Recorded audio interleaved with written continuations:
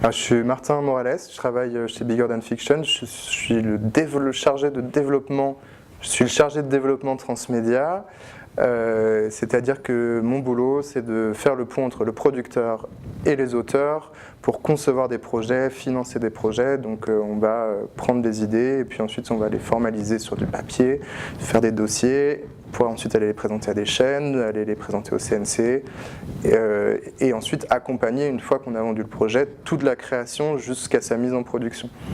Donc ce qui est intéressant dans mon boulot, c'est autant on crée des idées qui sortent de nulle part, que une fois qu'elles existent, bah, tu les accompagnes quand même jusqu'au moment où elles sont vraiment développées et puis il n'y a plus quelqu'un qui te dit go et qui te donne l'argent pour que ensuite tout ce que tu as prévu, tout planning et tout se fasse en bonne forme. Donc c'est toute la préparation des œuvres numériques.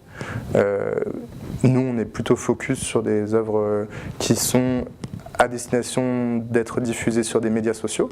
Par exemple, pour donner un exemple très simple, on fait une bande dessinée numérique sur Instagram pour Arte, qui va s'appeler Été, ça sort en juin. Voilà, abonnez-vous.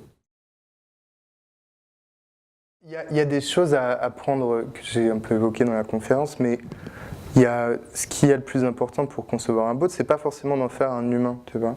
C'est plutôt de reconnaître les faiblesses de ton bot, de ton chatbot. C'est vraiment de te dire, bon, ok, mon bot il fait ça, et puis c'est comme toi, par exemple, si je te demande est-ce que tu sais jongler avec 5 balles. Non, ouais, tu ne sais pas jongler avec 5 balles, ton bot ne sait pas jongler avec 5 balles, mais tu le reconnais, c'est pas grave, tu n'es pas en train d'essayer. Si le bot essaye de faire quelque chose qu'il ne sait pas faire, c'est quasiment la grande chance pour qu'il se casse la gueule. L'autre chose à estimer, c'est que ça dépend quel type d'interaction tu veux créer avec ton bot.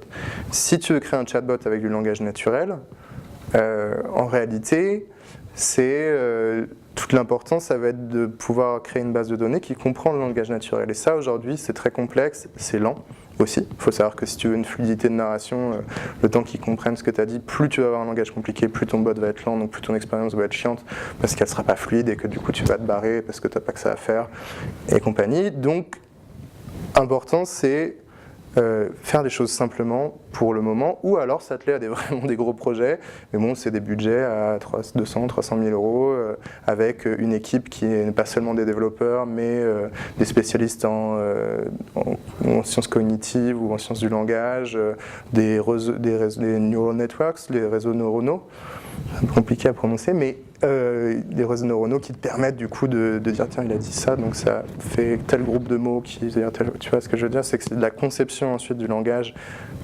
informatisé et c'est par rapport au langage naturel qui est, on sait tous, la langue est très vivante et très variable et du coup c'est super compliqué de faire un robot qui parle robot. Par contre si tu dis que ton robot il fait que des onomatopées, bah, tu vas réussir ton robot, c'est génial. Non, après tu peux réussir à orienter un peu plus à travers tout un tas de fonctions dont j'ai parlé un petit peu.